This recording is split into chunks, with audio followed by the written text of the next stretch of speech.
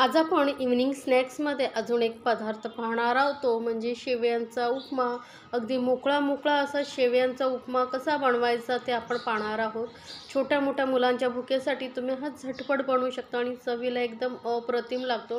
आणि तुम्ही बघू शकता किती मोकळा मोकळा असा हा उपमा झालेला आहे, अजिबात चिकट नाही. आता परफेक्ट हा उपमा कसा बनवायचा ते आपण तर हा उपमा बनवण्यासाठी आपण सर्वप्रथम एका कढईमध्ये तेल घेऊया. तर साधारण 2 चमचे मी छोटे तेल घेतलेलं आहे. तेल गरम झालं ना का यामध्ये आपण घालूया शेवया. तर इथे मी भाजलेल्या शेवया घेतलेल्या आहेत. साध्या शेवया घेतलात तरी चालेल, न भाजलेल्याही मिळतात मार्केटमध्ये, पण या भाजलेल्या जास्त वेळ भाजाव्या लागत नाही. त्यामुळे मी 2 कप इथे शेवया घेतलेल्या आहेत. तुम्हाला मार्केटमध्ये कुठेही शेवया मिळतील. तर हे आपण आता एकदम लो फ्लेमवरती थोड्या हलका अजून भाजून घेणार आहोत. म्हणजे काय होतं, शेव जेवढी व्यवस्थित भाजली जाईल त्यामुळे त्यातलं स्टार्च जे असतं ते कमी होतं आणि आपण जेव्हा उपमा बनवतो ना तो मोकळा मोकळा होतो. जर व्यवस्थित भाजलं गेलं नाही ना तर एकदम असं चिकट चिकट रवा होतो, उपमा होतो. त्यामुळे चिकटपणा कमी करण्यासाठी आपल्याला एकदम लो फ्लेमवरती मस्त असा थोडासा कलर येईपर्यंत भाजून घेणार आहोत आपण. आणि गॅस एकदम लोवरतीच ठेवायची आहे. आता उपमा यामध्ये तुम्ही आता तेलाऐवजी तुपाचाही वापर करू शकता, पण तेलानेही खूप छान टेस्ट येते. तर रवा बघा, जे उपमा आहे आपला, शेवया आहेत त्या भाजल्या गेलेल्या आहेत. वरती हलका हलकासा कलर आलेला आहे आणि एकदम अशा सुटसुटीत अशा आपल्या उपमाच्या शेवया तयार झालेल्या आहेत. तर आता हे आपण काढून घेतल्यानंतर सेम कढईमध्ये 2 चमचे तेल घेतले. आता तेल गरम झाल्यानंतर अर्धा चमचा मी इथे जिरं घातलं आहे. तर जिरं आपलं थोडंसं तडकलं का आपण यामध्ये पुढचे साहित्य घालणार आहोत. तर जिऱ्याचा पूर्ण कच्चेपणा जाण्यासाठी आपण थोडंसं व्यवस्थित फ्राय करून घ्यायचं आहे. म्हणजे काय होतं, खाताना आपण जेव्हा जिरं तोंडात येतं तेव्हा कडवट असा टेस्ट येत नाही. तर जिरंही आपलं छान तडकलं आहे. त्यानंतर आपण यामध्ये 2 हिरव्या मिरच्या मी घालते. या अशा लांबट कट करून घातल्या, त्यामुळे काय होतं, खाताना मुलांना सहज काढता येतात. आणि थोडीशी कढीपत्त्याची पानं घातलेली आहे, साधारण 10 कढीपत्त्याची पानं घातलेली आहेत. आता कढीपत्ताही मस्त फ्राय झाल्यानंतर 2 मीडियम साईजचे कांदे घेतलेले आहेत आणि एकदम बारीक बारीक मी कापून घेतलेले आहेत. आणि कांदाही आपण थोडासा ट्रान्सपरंट होईपर्यंत भाजून घेणार आहोत. कांदा जेवढा जास्त घालाल ना तेवढ्या उपम्याला टेस्ट खूप छान येते. तर कांदाही आपल्याला एकदम लो फ्लेमवरती मस्त असा भाजून घ्यायचा आहे.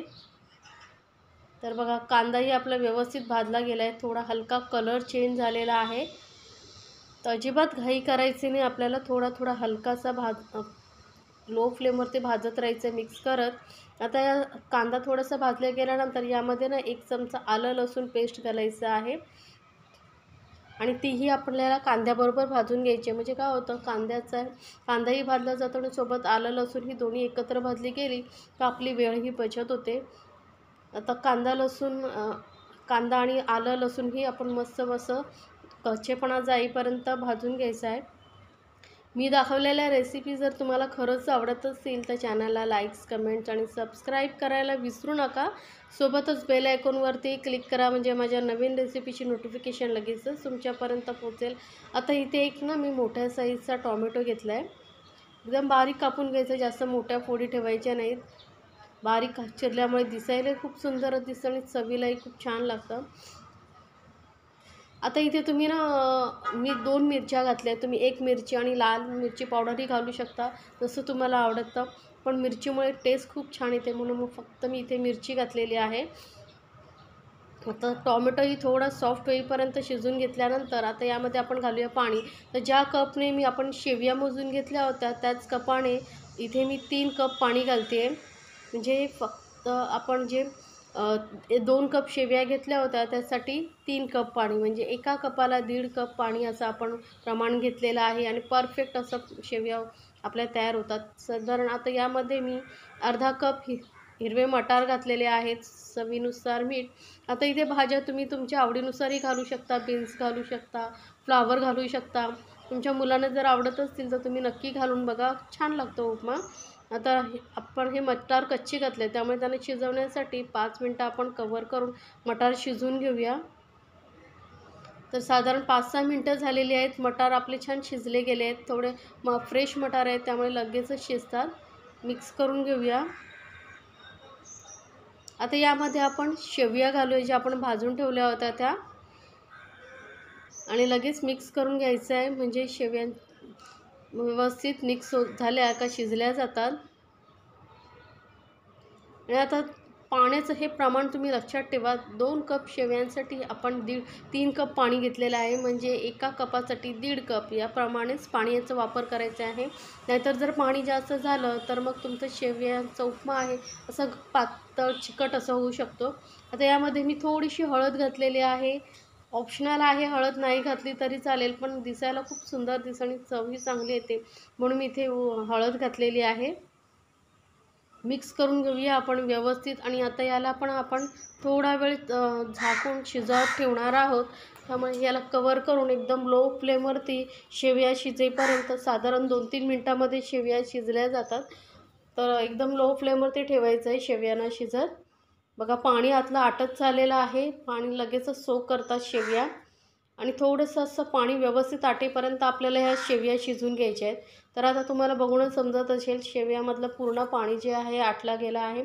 आणि थोडंसं पाणी राहिलं असेल तर ते मिक्स केल्यानंतर व्यवस्थित सगळीकडे लागतं. आणि थोडंसं हलकेसे थंड झाले त्या शेवया एकदम परफेक्ट होतात मोकळ्या. तर हा असा आपला शेवयांचा उपमा तयार झालेला आहे. बघा किती सुंदर दिसतो आणि चवीला तर एकदम अप्रतिम लागतो. नेहमी तोच नाश्ता जर करून कंटाळा आला असेल तर थोडा वेगळा जर करायचा असेल तर नक्की करून बघा. वरून थोडीशी घालूया बारीक चिरलेली कोथिंबीर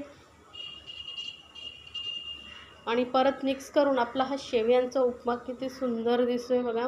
तर एकदा नक्की करून बघा. आणि जर रेसिपी आवडत असतील तर चॅनलला लाईक्स, कमेंट्स आणि सबस्क्राईब करायला विसरू नका. सोबतच बेल आयकॉनवरतीही क्लिक करा, म्हणजे माझ्या नवीन रेसिपीची नोटिफिकेशन लगेचच तुमच्यापर्यंत पोहोचेल. तर हा शेवयांमधलं पूर्ण पाणी आपला मस्त असं सोक झालेलं आहे.